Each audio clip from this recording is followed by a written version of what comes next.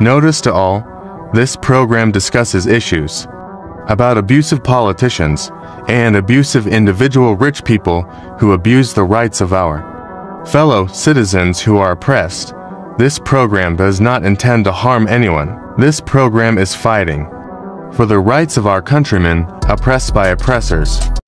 Epipanyo Labrador, Epipanyo Labrador, komentaristang walang inuurungan, walang kinatatakutan, nakikipaglaban para sa karapatan ng mga maralitang inaapi na mga taong mapang-abuso sa kanilang mga kapangyarihan. Epipanyo Labrador, Epipanyo Labrador, ang boses ng taong bayan. Abangan araw-araw ang kanyang pakikipaglaban sa mga politikong korap na umaabuso sa kanilang mga kapangyarihan. Epipanyo Labrador, Epipanyo Labrador, tagapagtanggol ng bayan.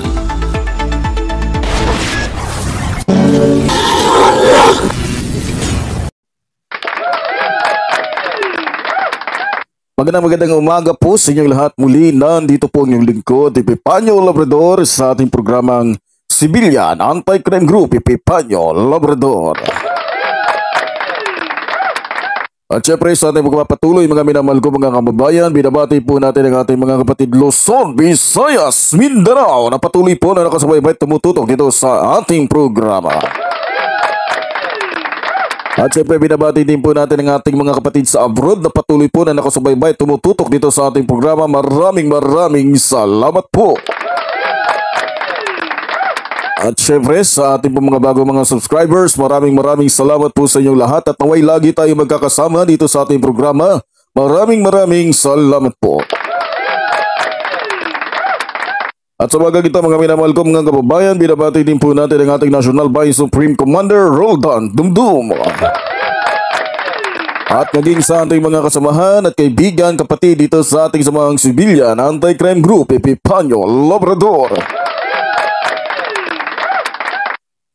Sa umaga po ito mga minamahal ko mga kababayan ay pag-uusapan ho natin itong lumalalang usapin patungkol nga po dito kay Sara Duterte o bilang ating Vice President ng ating bansa. Ay marami na po mga kababayan natin na nagtatanong bakit hindi po masagot-sagot nitong ni Vice President Sara Duterte ang tungkol ho sa 100 mahigit na milyon na kung saan ay confidential funds daw. Ba't ayaw niyang sagutin at para siyang lumiliko at para siyang lumilihis, natalo pa niya ang may utang. Ayaw po niyang sagutin dahil nahihirapan siyang sagutin. Alam niyo ang isang tao may ginagawang masama, may ginagawang hindi maganda, para po siya ay makaiwas, siya po ay nagtatago, siya po ay umiiwas. Sa totoo lang po habang Vice President pa lang ho to, makita nyo, mandarambong na. Vice President pa lang to, itong kamukhang ni Digong nyo, nakikita nyo na kung paano na siya magnakaw. Talagang mandarambong tong mag-ama na to. Sige, magbulag-bulagan tayo, magtanga-tangahan tayo, para isang araw, mamulat na lang kayo sa katotohanan na tayo po ay naghihirap na baksak na ang ating bansa dahil pinapabaksak ng mga komunista. Sinasadya nila upang pag bumaksak na tayo may dahilan na para papasukin nila ang China at siyempre hihingi sila ng mga pabor para sabihin na dahil sa China tayo ay nakaligtas sa kahirapan. Pero ang totoo, sinasadya ho nila yan. Kaya mga kababayan, sana po imulat natin ang ating mga isipan at puso sa katotohanan. Sa nabasa ko sa panayam ng ANC, hindi po ay NC baka mamaya pumalag na naman dito yung mga kaibigan natin. Sa panayam ng ANC noong September 14, ipinagtanggol ni Department of National Defense Secretary Gilbert Teodoro Jr. ang kahilingan ni Duterte. Sino bang Duterte yan? Si Sara syempre, para sa confidential funds. Ang kanyang OBP ay humiling ng 500 million at ang kanyang kagawaran ay ng edukasyon ay humingi pa ng 150 million. Ganun ho yun kalaki. Now, the question is, saan ba talaga gagamitin ni Sara Duterte yung mga pinaghihingi nila? Yan po ang tanong ng ating mga kababayan. Oo, nandun na tayo. Gagamitin daw ni Sara Duterte sa DepEd. Pero marami po sa mga kababayan natin ang hindi ho naniniwala. Dahil unang-una, wala ho silang tiwala sa pagmumukha nito ni Sara Duterte. Dahil sa itsura pa lang, manang-mana ito sa tatay niyang mandarambong. Sa tatay niyang NPA. Sa tatay niyang traidor sa ating bansa. Sa ilong pa lang makikita mo, hudas na. Kaya ho walang naniniwala. Dahil ho, kung maaalala ninyo, yung issue po nung nagtanong po si Ontiveros. Nung nagtanong po si Ontiveros. Sa totoo lang ho, simple lang naman ho yung tanong ni Senator Ontiveros Ang tanong po niya ganito. Sa totoo lang, napakasimple lang sanang sagutin to Kasi ito lang yung tanong ni Senator Ontiveros Sabi niya, Madam Vice President, during the 6 years of your term, ano yung ipupurso ninyong primary mandates ng inyong opisina? Yun po yung sabi niya. Uulitin ko, Napakasimple. What are the main mandates that Vice President Sara Duterte will pursue during her 6 years of her term? Napansin nyo na napanood nyo, di ba? Biglang tapon agad ni Duterte doon sa abogado niya. Siya yung tinatanong. Bakit Vice President Sara Duterte, wala kang sariling bibig? Ano ka? Mongoloid? Para hindi ma-explain yung sarili mo? Hirap sa'yo Scripted, gusto mo sa abogado para scripted yung sasabihin. Alam nyo, pag ang isang politiko hindi makapagsalita ng walang abogado yan, lahat ng gagawin yan, lahat ng iisipin yan, lahat ng sasabihin yan, scripted. Maniwala kayo, sa itsura pa lang yan. Mandarambong. Biro mo ba naman siya yung tinatanong, biglang tawag dun sa kay Lopez? Tinatanong siya ni Ontiveros. Tapos sabi niya agad ni Sara, Mr. Chairman, Your Honor, Yusik Lopez will answer the question. Kundi ka ba naman inutil kang Vice President ka? Takot ka? Dahil baka magkasabit-sabit yung sasabihin mo? Dahil nanginginig ka, dahil humaharap ka sa isang pagtatanong na kung saan pwede kang madulas? Diba? Ang taong walang tinatago, hindi kailangan ng abogado yan, kailangan niya lang sabihin yung katotohanan. Dahil nakita ho ni Madam Ontiveros na nagpapalaban itong si Sara Duterte na nag-animo, kala mo mongoloid, na kailangan pa ng tagapagsalita, sinabihan ho agad ni Senator Ontiveros yung chairman nung araw na yon. At pinaunawa niya, sabi nga ni Madam Ontiveros, sabi niya, it's general question kung ano yung primary mandates ng ang ipupurso ni Vice President Duterte during the 6 years of her terms, na kung maaari po si Vice President ang sumagot. Siguro dahil nahalata nila na talagang malapit na hong ma-corner, naglakas loob na lang hutong si Sara. At alam niyo ba kung anong sabi niya? Sabi po niya, 2 na lang ang permanenteng proyekto na kanya daw pangungunahan sa opisina ng Vice President. Ang una daw ay yung permanenteng opisina at tirahan ng magiging Vice President. According to here, there will be only two permanent projects that will be lead in the office of the president. Una, sabi niya, first is a permanent office and resident of the future vice president.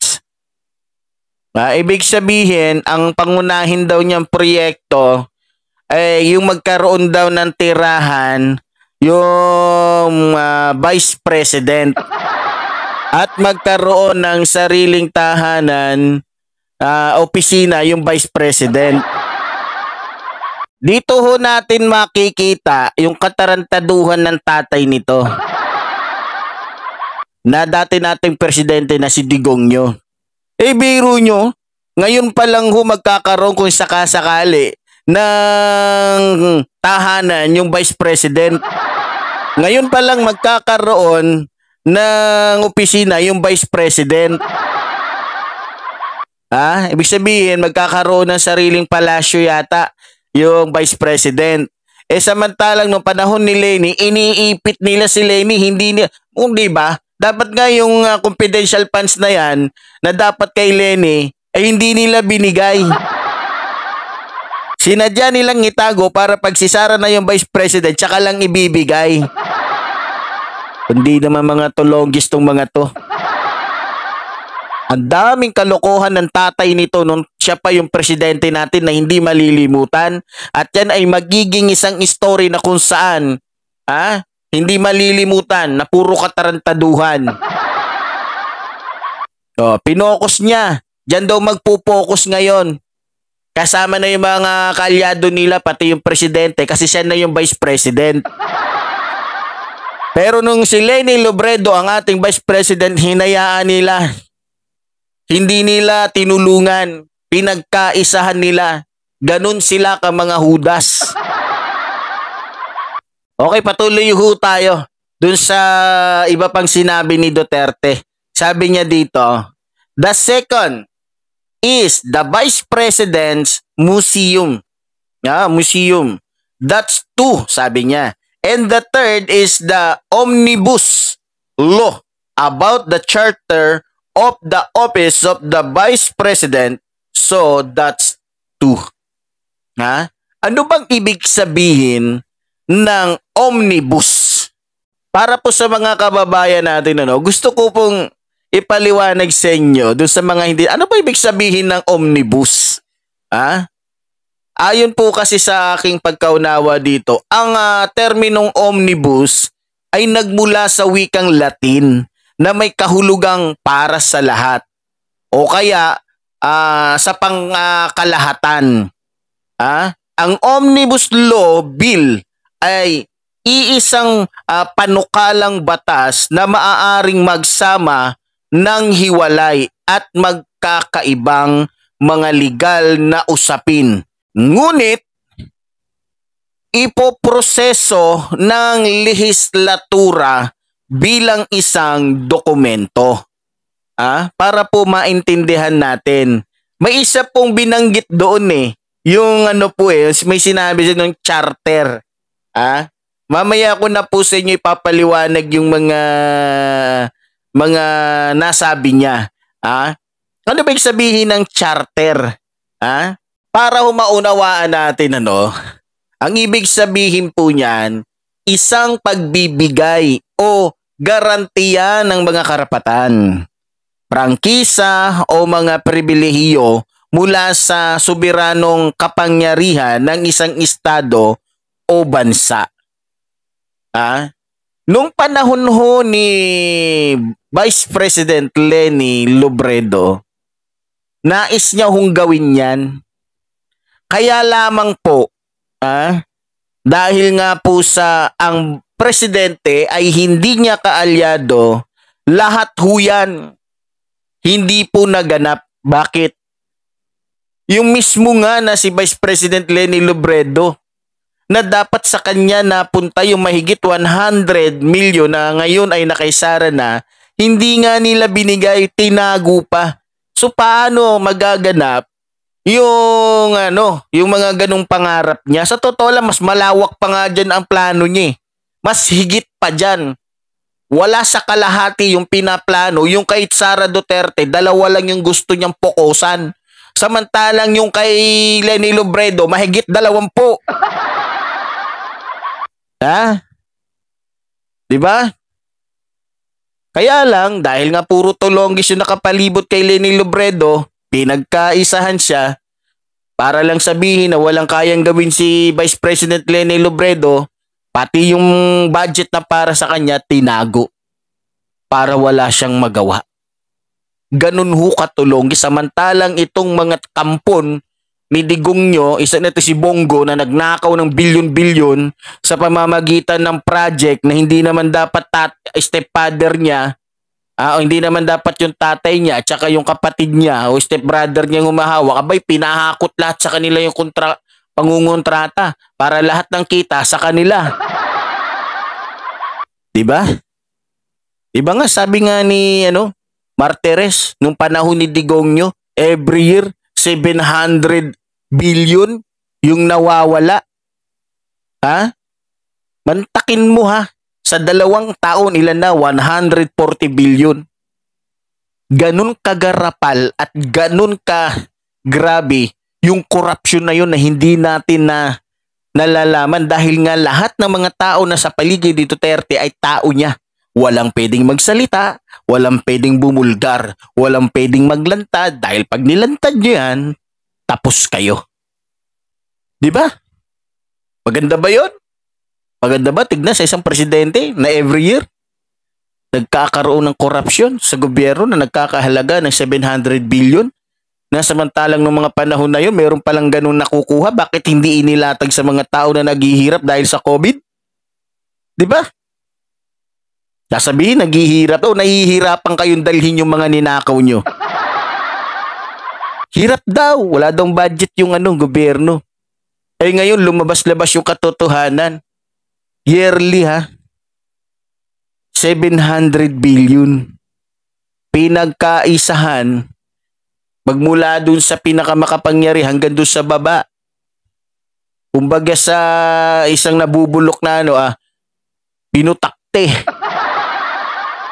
Mga kababayan. So, pagpatuloy ho natin mga kababayan. So, ito po yung kanyang sinabi dun sa katanungan po ni Senator Ontiveros. So, sa mga pagpapatuloy ho ng tanong ni Senator Ontiveros at sinagot nga ni Sara, ito po yung sunod na itinanong sa kanyang muli ni Senator Ontiveros. According to Senator Ontiveros, but in terms of your office itself, what are the primary mandates that you will seek to achieve as Vice President? Ibig sabihin, sabi po ni Senator Ontiveros dito kay Vice President Sara Duterte, pero sa mismong opisina mo, sabi niya, ano ang mga pangunahing mandato na hahanapin mong makamit bilang Vice President? Yan po yung kanyang tanong muli dito kay Vice President Sara Duterte. Ano naman kaya yung sinagot niya? Sabi ho ni Sara, ni Vice President Sara Duterte, ang estratehikong direksyon ay ang pag-i-institutionalize. Ano ba sabihin ng institutionalize? Ang ibig sabihin po nun ay kung di ako nagkakamali, institutionalize, ang ibig sabihin po nun, itinatag. Para po dun sa mga kababayan natin na nagtatanong. Kasi alam ko, tatanong, ano ba yung institutionalize? Hindi naman kasi lahat nakakaintindi dito. Yung institutionalize pala, sorry. At pagpapatupad ng mga serbisyong sosyo-ekonomiko at mga pangunahing programa tungo sa pagbuo ng bansa bilang suporta sa 8 puntong pang-ekonomiyang agenda ng opisina ng Pangulo at ang kanyang direksyon at ang mandato ng bagong Pilipinas. Yan po yung sabi niya. Uulitin ko. According to Vice President Sara Duterte, the strategic direction is the institutionalize and implement socio-economic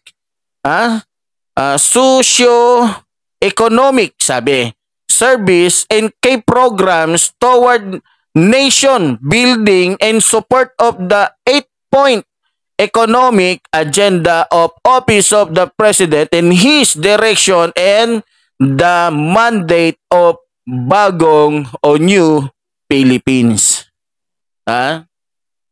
Yan po yung kanyang sagot na parang sa tingin ko may punto siya. Kung talagang titignan mo, kung papakinggan mo, yes, maganda yung kanya sinasabi. Ano pa ba yung mga sumunod na naging usapin dito? Sa pagpapatuloy ho ng tanong ni Senator Ontiveros dito kay Sara Duterte, ito po yung muli niyang sagot doon kay Sara Duterte sa kanya namang sagot sa tanong ho ni Madam o Senatora Ontiveros. Sabi po ni Madam Ontiveros, sigurado it's one of the toughest portfolios to hold in government. Pero nakikita ko po, sabi ni Madam Ontiveros, pero nakikita ko po na concurrent iyon sa pagiging Vice President. So, hiwalay pa. Sabi niya, hiwalay pa po yung primary mandates ng DepEd, which I'll ask in the hearing later, pero may iba pa pong mandates yung Office of the Vice President. Dagdag pa po ni Madam Ontiveros o ni Senatora Ontiveros, at least, initially, nakikita ko yung primary mandates ng office ninyo and support of the mandates and the programs of the office of the President.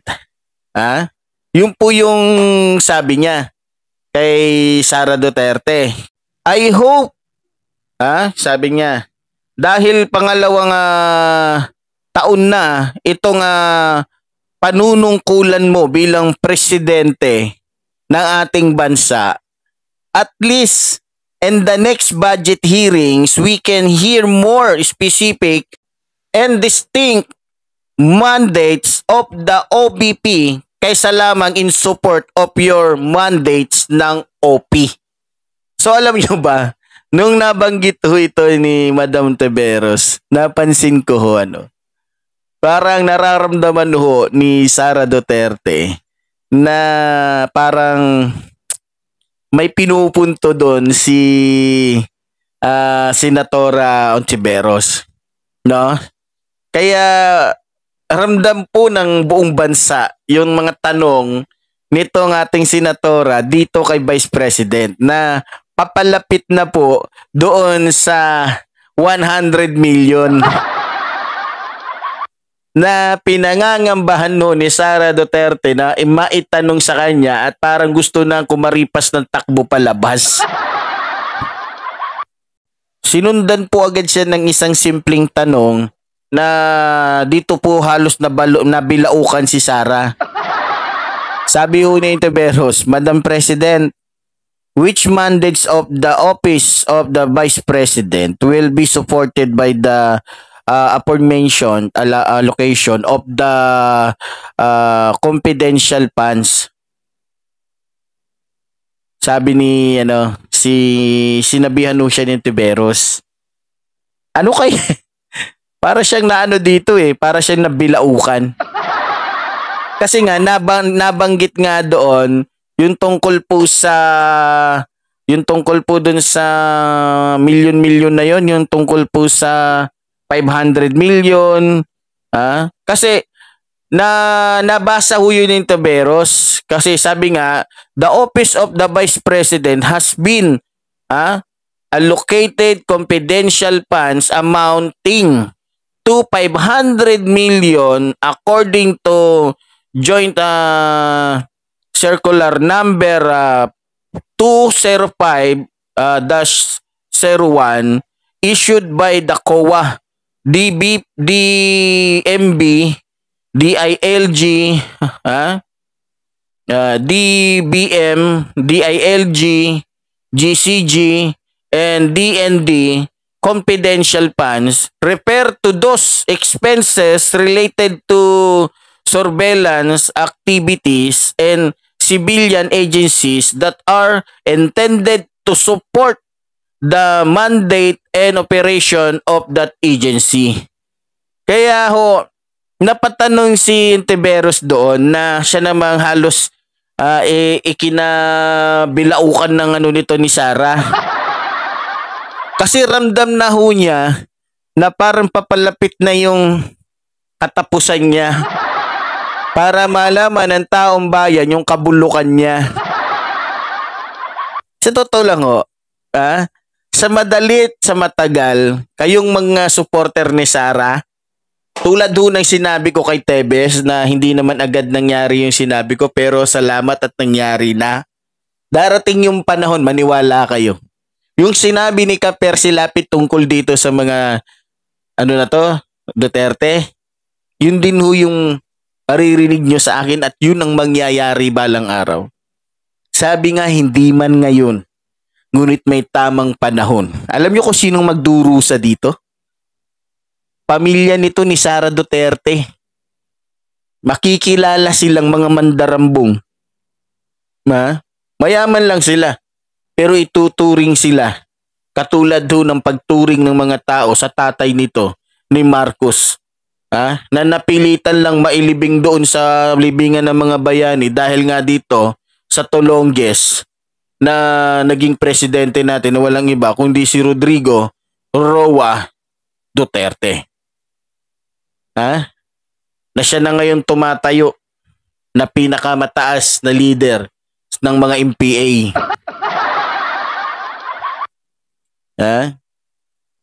Yun. Kaya mga kaibigan, alam niyo sa totoo lang. Hindi, para lang ho sa akin the time will come when those who supported Sara Duterte and believe her lies will regret it. Yan lang ho ang masasabi ko. Kaya nga sabi ko, habang maaga pa, mag-isip na ho kayo.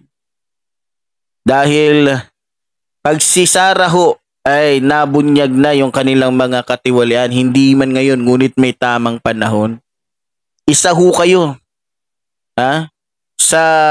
Baka sisihin nyo pa sarili nyo. Dalunang-una sa katangahan ninyo. Sa kabubuhan ninyo. Dalawa lang ho yan. Ang taong naniniwala sa mga sinungaling na politiko, kauri nyo. Kaya gusto nyo. Kung tutusin, doon pa lang sa ginawa ni Digongyo siguro yung sumasangayon dito, yung mga taong mamamatay tao din. 'Di ba? Ano bang nakasulat sa Biblia? Ayun, bilang mga Kristiyano, sino susundin natin? Ang Diyos o si Duterte? Sino ang paniniwalaan natin? Ang Diyos o si Duterte? Si Moises o si Duterte? Mga alagad ng Diyos o si Duterte? Anong sabi doon sa ikalimang utos ng Diyos? Anong sabi doon sa ikalimang utos ng Diyos? Do not kill. Gusto mo Tagalogin ko pa? Huwag kang papatay. Sa Bisaya pa, ayaw og pagpatay. Pataka lang kagpatay kang Duterteha ka. Wala hubagin ang imong ilong na hubag na daan. Dito pa lang, lahat ho ng sumang-ayon at naniniwala kay Duterte, dito pa lang. Pagka-imperno ni Duterte, kayong lahat sama-sama kayo. Hindi, sinasabi ko lang yung totoo. Hindi ko sinasabi to dahil sa gusto ko. Ang Diyos ho ang nagsabi. Nanilabag mismo ni Duterte, nagpaka-Diyos siya sa kanyang sarili.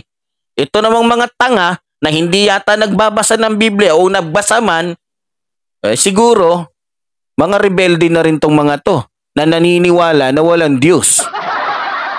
Hindi, sa totoo lang, yung mga rebelde, hindi yung naniniwalang may Diyos yung mga yan. Baka kala niya naniniwala ng may Diyos yung mga yan? Nako. Ayon sa aking nabasa at ni-research natin, ang CPP-NPA ay hindi naniniwala sa Panginoon. Ayon sa kanila, ang reliyon ay opium of the masses. Ngunit sa kabila ng mga ito, ginagamit nila ang simbahan para makapag-recruit, pandagdag sa kanilang hanay, lalo na pag mayroong malawakang rally. Tignan mo itong mga tolongges na to, di ba? Hindi sila naniniwala. Pero ginagamit nila yung ibang reliyon. Dati ito ayon lang sa akin na rinig pero hindi ko pa ito kumpirmado kung totoo, na dati kasi may kaibigan ako. Sabi nga nila, may isang reliyon daw. Hindi ako nagkakamali, kung naalala ko, yung UCCP. Yung UCCP, isa daw yan sa kaanib ng mga NPA. Pero hindi po yan kumpirmado. Ayon lang sa aking narinig. Kaya parang naniniwala. Kasi nabanggit dito ginagamit yung mga simbahan. No? So, ibig sabihin, kaya ganito si Duterte, walang awa. Dahil hindi sila kumikilala ng Diyos. Hindi sila kumikilala. Kaya kahit paanong sabi mo dito kay Duterte tungkol sa Diyos, hindi yan maniniwala. Kahit, di ba? Kasi mas pinaniniwalaan niya, nakasama niya sa buhay niya, yung anak ng Diyos. Sino nga ba yun? Hindi yung rapist. Mas naniniwala siya dun. Puro kasinungalingan nga yun Ano bang ibig sabihin nung sinabi natin kaninang opium of the masses? Anong meaning nun para maintindihan? Kasi para maintindihan nyo lang kung anong pong ibig sabihin nung sinabi natin kanina, opium of the masses. Para sa ating mga kabataan at sa iba na rin po na mga kababayan natin na gustong malaman ang ibig sabihin nun. Ang ibig sabihin po nun, mga minamahal kong mga kaibigan, ang ibig sabihin po nun, opyo ng masa. Ibig sabihin, habang binabaluktot nito ang realidad at pinapawi ang sakit ng pang-aapi ng mga proletaryado. Ulitin ko opyo ng masa habang binabaluktot nito ang realidad at pinapawi ang sakit ng pang-aapi ng mga proletaryado. Yan po, para po sa inyong mga kaalaman. Kahit nga sa batas may batas. Ano bang nakasaad dun sa human? Bakit ba may human rights?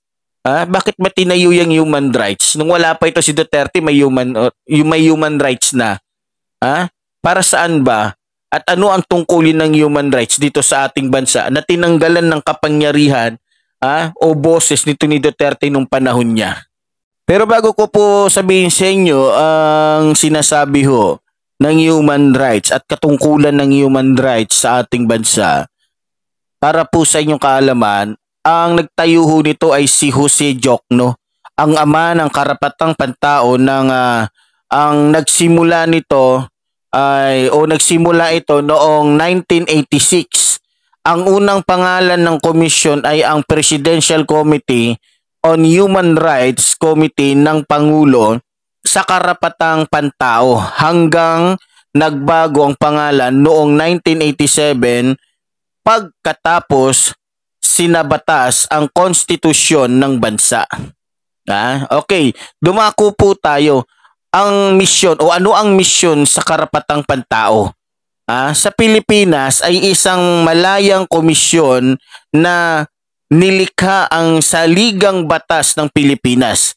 ito ay nilikha upang imbestigahan ang lahat ng mga anyo ng paglabag o pag-aabuso sa mga karapatang pantao, pampolitika at sibil ng Pilipinas. Ang komisyon, ang komisyon ay binubuo ng isang tagapangulo at 4 na kasapi. O kung sino man sila, sila na hong bahala doon. O at least alam ho natin kung ano po ang katungkulan ng human rights. Nung mga panahon ho, na inaabuso ho ni Duterte yung kanyang kapangyarihan, wala hong nagawa yung departamentong ito. Alam niyo kung bakit? Yung batas ho na pinangalagaan ng ating mga mambabatas noon ay binaboy ho nitong pangulo na ito na wala pong paggalang sa mga naipundar ng ating gobyerno. Yung naging pangulo ho kasi natin, unang-una, dahil nga siya ay MPA, wala ho siyang pagmamalasakit sa mga naipundar o sa mga batas na naitayo ng ating mga naunang mga mambabatas dahil nga po siya ay MPA. Na hindi naman maunawaan ngayon ng ating mga kababayan, baka MPA na rin. Meron ho tayong batas. Meron ho tayong batas para po sa mga lumalabag. Pag ang pulis ho may hinuhuli, ano po ba ang kanilang binabasa bago nila hulihin? Ano po ba yung nakasaad doon sa papel na dala-dala nila bago nila hulihin yung isang tao? Kasi noong mga panahon ho kasi ni Duterte, tinuruan niya ho yung mga pulis na wag na gumamit ng salitang ito bilang tanda ng tamang proseso sana. Tinuruan niya na maging kriminal yung mga pulis at huwag sumunod sa kanilang sa itinuro sa kanila bilang mga pulis. Nasamantalang bago ka dapat humuli, sasabihin mo dapat doon sa huhulihin mo, ikaw ay may karapatang manahimik o magsawalang kibo. Anuman ang iyong sasabihin ay maaaring gamitin pabor o laban sa iyo sa anumang hukuman. Ikaw ay mayroon ding karapatang kumuha ng tagapagtanggol na iyong pinili. At kung wala kang kakayahan, ito ay ipagkakaloob sa iyo ng pamahalaan. Ano bang sinasabi sa English para naman ho natin? Masabi naman ho natin doon sa mga Englishero na hindi nakakaintindi ng nangalong. Nung mga iyan, ayaw mang ng angalong at natanay na English. Ano bang sabi? You have the rights to remain silent. Anything you can and will be used against you and a court of law. You have the right to a lawyer. If you cannot afford a lawyer, one will be appointed for you. Nangyari kasi noon, pag nanguhuli yung mga pulis, wala nang Miranda. Imbis na basahin yung Miranda, ito po yung kanilang sinasabi sa mga nahuhuli nila. May karapatan kang manahimik. Kung wala kang abogado, pwede kang mag-abogado. Pag nagsalita ka, ano man ang iyong sasabihin, itutumba na lang kita. Baka mamaya aminin mong pinlantiran lang kita. Yan ho ang nangyari. Nawalan ho ng karapatan yung ating mga kababayan. Para ho silang mga lamok na pinagpapatay nitong mga criminology na naging pulis na ang natira na lang kriminal na wala na ho yung G. Ngayon naman po, sa panahon naman ng kanyang anak, iba naman po pinapatay nito. Hindi na po tayo pinapatay nito sa pamamagitan ng bala. Pinapatay ho tayo nito sa pamamagitan ng kanyang pagnanakaw. Unti-unti po naghihirap. Yung iba, baka mamatay na ho tayo biglaan dahil sa gutom dahil lang maliligtas lang ho dito yung mga mayayamang katulad nila na nakapagnakaw na ng bilyon-bilyon. Ha? Biro mo, Vice President ka na, hindi ka pa nakontento. Talagang kinuha mo pa na magkaroon ka ng posisyon sa DepEd. Wakaw sa kapangyarihan. Kung tutusin, pwede naman nila ilagay yan, bigay yan sa iba eh. Ba't kinuha pa niya? Kasi yan yung way. Diba? Tingnan mo yung tsura ni Sara Duterte na ang kapal na. Kahit tignan mo sa salamin, sobrang kapal ng muka. Sa totoo lang, kahit anong papaganda niya, nakikita talaga mas bakal pa sa espalto. Yan ang katotohanan, mga minamahal kong mga kababayan. Nakakalungkot lang talaga isipin na mayroon ho tayong mga nasa gobyernong katulad nila. Pero sana isang araw ho, mawala na lang ho isang iglap itong mga ito at kumilos ho ang kapangyarihan ng Diyos. Nang sa ganun, magising ho sa katotohanan ang ating inambayan, maging ang ating mga kababayan na nalalason na ng mga ito. Ha? Nalalason na ho talaga nila. Uli po sinasabi ng lingkod, mabuhay ang ating inambayan, mabuhay ang nagmamahal sa ating inambayan. Maraming salamat po.